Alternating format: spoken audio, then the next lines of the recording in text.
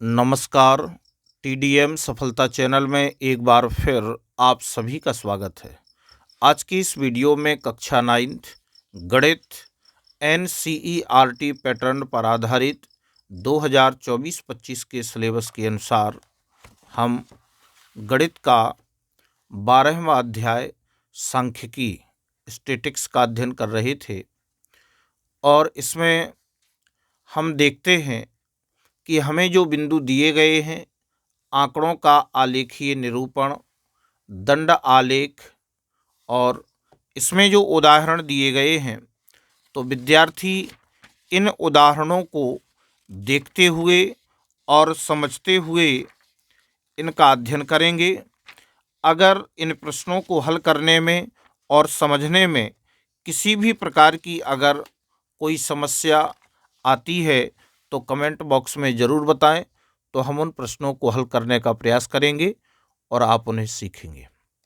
तो चलिए अब हम प्रश्नावली 12.1 के प्रश्नों को हल करेंगे। इसमें कहा गया है कि एक संगठन ने पूरे विश्व में 15 से 44 वर्षों में की आयु वाली महिलाओं में बीमारी और मृत्यु के कारणों का पता लगाने के लिए किए गए सर्वेक्षण से निम्नलिखित आंकड़े प्रतिशत में प्राप्त किए। यानी संगठन ने पूरे विश्व में जो महिलाओं में बीमारी थी, जिनकी आयु 15 से 44 वर्ष की आयु वाली महिलाओं में बीमारी और मृत्यु के कारणों का पता लगाने के लिए सर्वेक्षण से निम्नलिखित आंकड़े प्रतिशत में प्राप्त किए। तो आप यहाँ पर देखेंगे कि जो आंकड़े प्राप्त किए हैं उनमें हमें क्रमांक संख्या दी गई है और कारण दिया है कि जनन स्वास्थ्य अवस्था, तंत्र की मनोविकारी अवस्था, क्षति, हृदय वाहिका अवस्था, श्वसन अवस्था और अन्य कारण। ये महिलाओं में बीमारियों के कारण हैं और उन कारणों का महिला मृत्यु दर प्रतिशत, यानी जनन स्वास्थ्य अवस्था 31.8% की दर से महिलाओं में ये बीमारी है। तंत्रिका मनोविकारी अवस्था 22.5% की दर से है। तो इस तरह से हमें ये पूरे आंकड़े यहाँ पर दिए गए। अब हमें पहले भाग में पूछा गया है कि ऊपर दी गई सूचनाओं को आलेखीय रूप में निरूपित कीजिए। हमें जो ऊपर सूचनाएं दी गई हैं इनको आलेखीय रूप में निरूपित करना है, तो हम किस तरह से कॉपी में इसका आलेखीय निरूपण करेंगे उसे हम देखते हैं। तो प्रश्नावली 12.1 के प्रश्न क्रमांक पहले का हल में हम पहला भाग देखते हैं।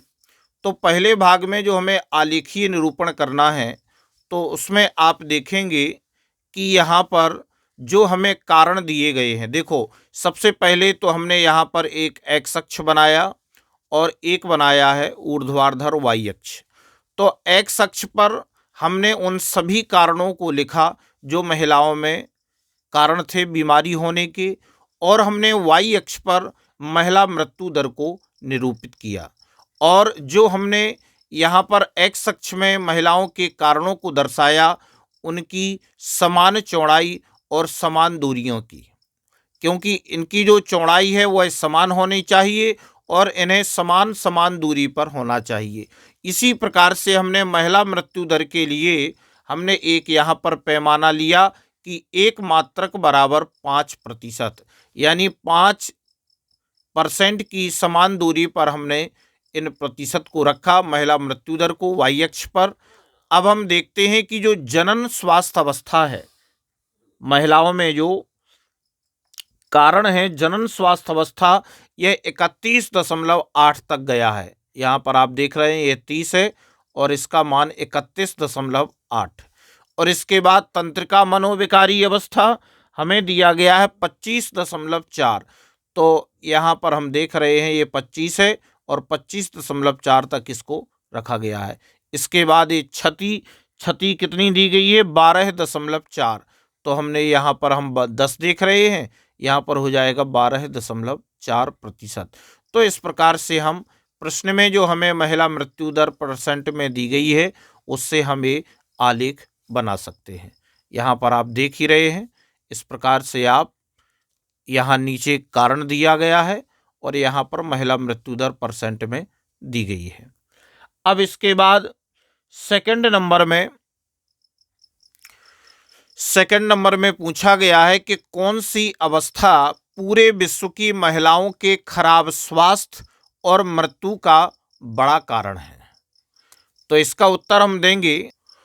तो इसके सेकंड प्रश्न के उत्तर में आप देंगे कि जनन स्वास्थ्य अवस्था पूरे विश्व की महिलाओं के खराब स्वास्थ्य और मृत्यु का बड़ा कारण है। आप देख रहे हैं कि जो जनन स्वास्थ्य अवस्था है इसका प्रतिशत ज़्यादा है 31.8 और मृत्यु का बड़ा कारण है क्योंकि अधिकतम मृत्यु दर 31.8% इसी अवस्था में है। तो आप देख रहे हैं कि दूसरे भाग का आप इस प्रकार से उत्तर लिख पाएंगे। इसके बाद इसके थर्ड में कहा गया है कि अपनी अध्यापिका की सहायता से ऐसे 2 कारणों का पता लगाने का प्रयास कीजिए जिनकी ऊपर सेकंड में मुख्य भूमिका रही हो। तो इसमें हम क्या कारण बताएंगे, देखते हैं। तो तीसरे भाग का उत्तर लिखेंगे कि चिकित्सा सुविधाओं का अभाव तथा सही चिकित्सा पद्धति की कम जानकारी पूरे विश्व की महिलाओं के खराब स्वास्थ्य और मृत्यु का बड़ा कारण है। इस प्रकार से आप इस प्रश्न का यहाँ पर उत्तर लिख कर के पहले प्रश्न का हल आपने पूर्ण किया। इस तरह से आप इसका उत्तर कॉपी में नोट करें। अब सेकंड प्रश्न में देखेंगे कि भारतीय समाज के विभिन्न क्षेत्रों में प्रति 1000 लड़कों पर लड़कियों की निकटतम 10 तक की संख्या के आंकड़े दिए गए हैं। प्रति 1000 लड़कों पर लड़कियों की। तो यहाँ पर आप देख रहे हैं कि हमें क्षेत्र दिए गए हैं: अनुसूचित जाति, अनुसूचित जनजाति, गैर अनुसूचित जाति जनजाति, पिछड़े जिले, गैर पिछड़े जिले, ग्रामीण और शहरी। और प्रति 1000 लड़कों पर लड़कियों की संख्या, यहाँ पर हमें लड़कियों की संख्या दी गई है प्रति 1000 लड़कों पर, यानी 1000 लड़कों पर ये लड़कियों की संख्या है।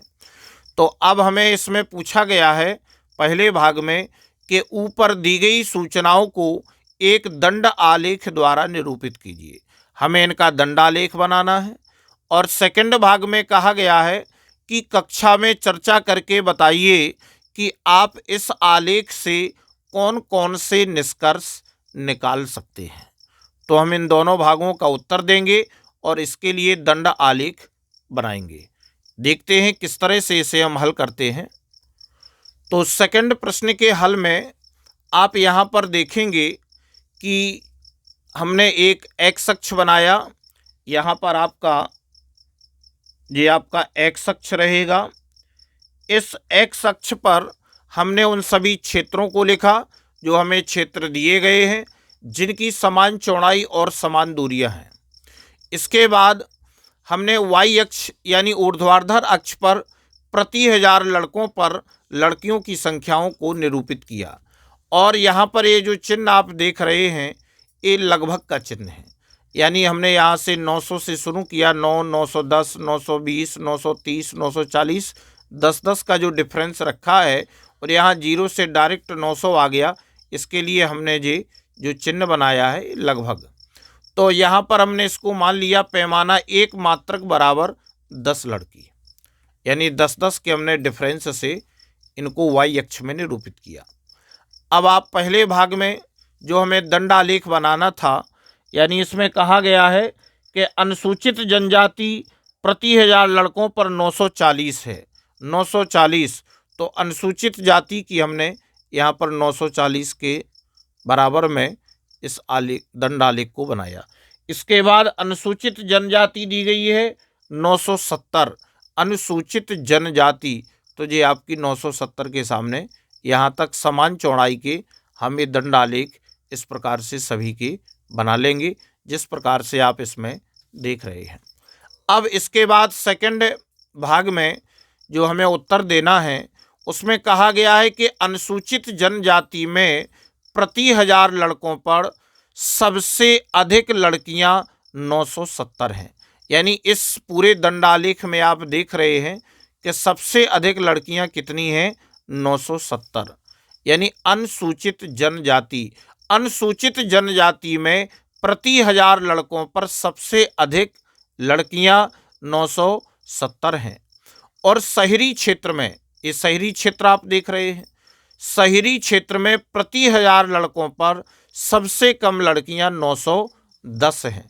यानी जो शहरी क्षेत्र है इसमें सबसे कम 910 हैं। इस प्रकार से आप इस प्रश्न का हल करेंगे।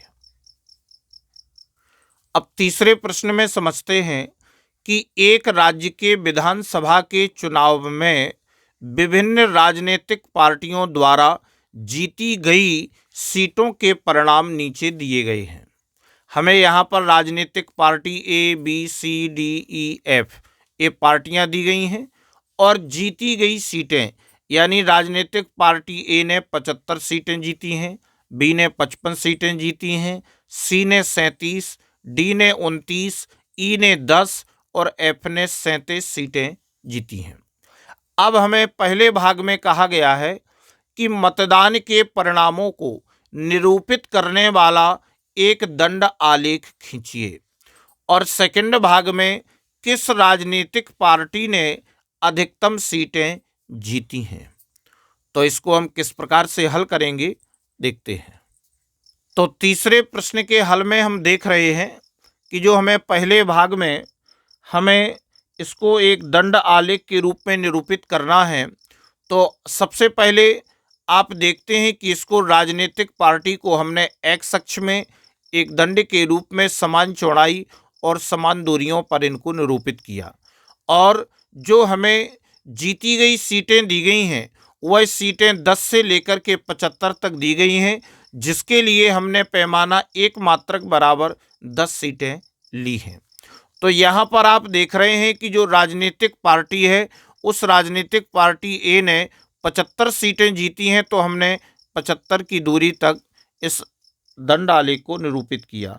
इसके बाद जो राजनीतिक B है इसने 55 सीटें जीती हैं, तो यहाँ पर भी आप लिख सकते हैं, चाहे तो यहाँ पर नोट कर सकते हैं।